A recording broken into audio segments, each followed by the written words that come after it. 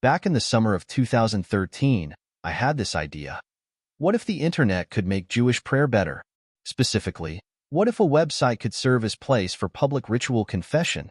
Similar websites, of course, already existed.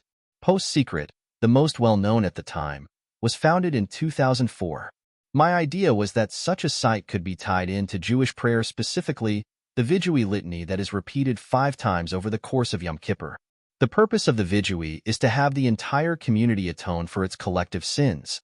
You're repenting not just for your own shortcomings, but for the shortcomings of the person sitting next to you. This is a fine idea, but the actual litany leaves much to be desired. Specifically, it's vague and a little too committed to the gimmick of being in alphabetical order. It never resonated with me emotionally.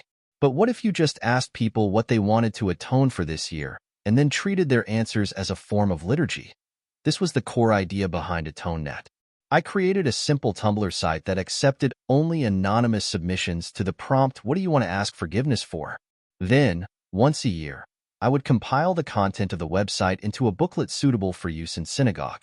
Many people, myself included, used this ad hoc text as a supplement or a replacement for the prayer book's Vidui service. Over the years, the site was covered in a few different media outlets. Through the magic of the anonymous internet, it seemed possible to make a substantial improvement to an iconic Jewish prayer. Wikipedia webpage in use on a laptop computer is seen in this photo illustration taken in Washington, January 17, 2012. I never wanted to make a big deal out of running the site. I suspected that people would feel more comfortable using it if it felt like it was run by nobody. Still, there was a quiet joy in managing it, and it was interesting to see confessional trends. After the Black Lives Matter protests, for example, many people wanted to atone for racial prejudice or failing to act in the face of injustice. I expected to maintain AtoneNet indefinitely. That's what the website promises. But I changed my mind. I plan to freeze the site in its current state, and it may eventually go down. I want to tell you why. Want to read a paragraph that feels simultaneously very quaint and very current? Picture it. A lonely Jew in Iceland with a laptop computer consults with a Lubavitcher rabbi on the latest Torah reading. A researcher in California printed out a study of Australian Jewish intermarriage from a Jerusalem computer in 10 minutes for the price of a local telephone call. A campus Hillel in New York State asks other Hillels around the country what to do about an upcoming Nation of Islam rally and gets a dozen responses. This is how the Forward described the internet back in 1994. The World Wide Web promised to connect a Jewish community that was numerically tiny and geographically dispersed. In fact, this is exactly what it did. Today, Jewish knowledge is more accessible than ever before, and Jews have the ability to connect to each other in unprecedented ways.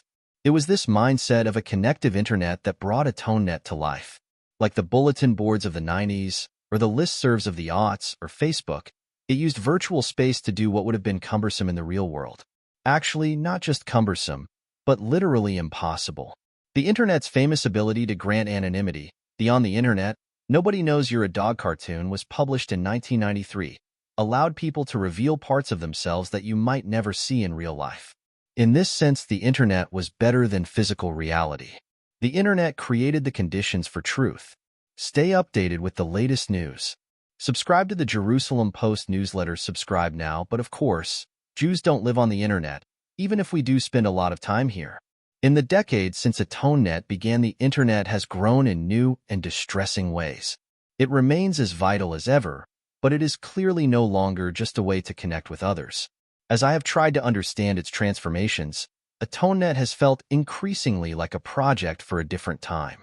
The two forces driving this change are algorithmically driven content and artificial intelligence. The first means that we are inundated with content that is anonymous, in the sense that it's from people whose identities are meaningless to us, and yet selected to produce some kind of desired effect, like urging us to stay on the app/site or buy products. We all know that we're being manipulated in this way. This doesn't mean we can do anything about it, but it does make us jaded towards data streams, even ones like AtoneNet, which are not driven by any algorithm. AI is a bigger concern. The blessing of anonymity that the internet once bestowed on users has now been bestowed on massive amounts of AI-generated content as well. This content can be generated with ease. It's easy to see that it will take up an ever larger percentage of online content over time. We've come to accept this as the price of doing business online, but it's a huge downer. We fell in love with the internet because it connected people to each other. Now, the geography of the internet encourages those connections to happen in smaller, gated communities, WhatsApp groups, some Discord servers, where anonymity is viewed with suspicion. Without realizing it, we've adapted our online habits to avoid the fatigue that comes from constantly batting away lies. Worse, we fall for the lies. What this means, ultimately, is that the value of anonymous online content has plummeted. Most people devote time every day to brushing increasingly realistic-sounding spam out of our inboxes.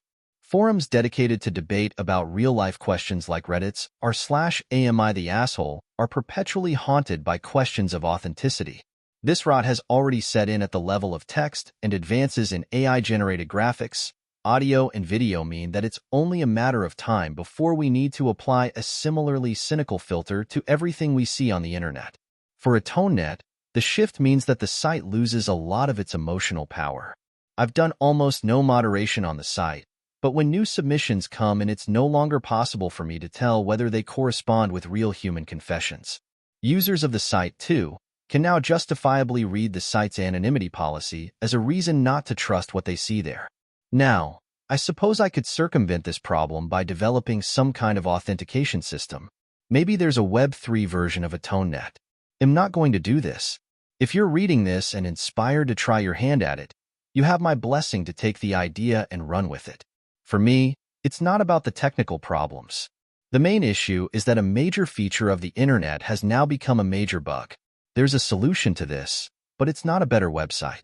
It's interactions with real people in the real world. You can imagine how I, as a millennial who is very socially awkward, feel about coming to this realization, but it's the truth.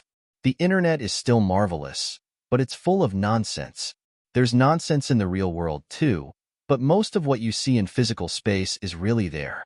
All the people you meet in the real world are real people, a sentence that I didn't think I'd ever need to write. Yes, physical design definitely tries to manipulate your attention. The layout of grocery stores, for example, has been carefully optimized, but the level of optimization and bullshit is nowhere near what you'll experience on a popular website these days. Importantly, it is harder and harder to see the internet as a place where spirituality happens. It is quite notable that fully virtual prayer spaces, despite their beauty and creative freedom, have not really flourished. I'm working on a story about this for Belief in the Future. Stay tuned. The people who want to go to shul/church/mosque mostly want to go to a physical shul/church/mosque. Virtual spaces can supplement all that, but I suspect that shared physical space is going to emerge as a new religious value. So, what do you do if you want a vidui that really does represent your community? My honest recommendation is that you find time to talk to your community about the year that they've had. Maybe you can anonymize the process, or maybe you can create the conditions where you don't need anonymity to trust one another. A version of this article appeared on Substack. The views and opinions expressed in this article are those of the author and do not necessarily reflect the views of JTA or its parent company, 70 Faces Media.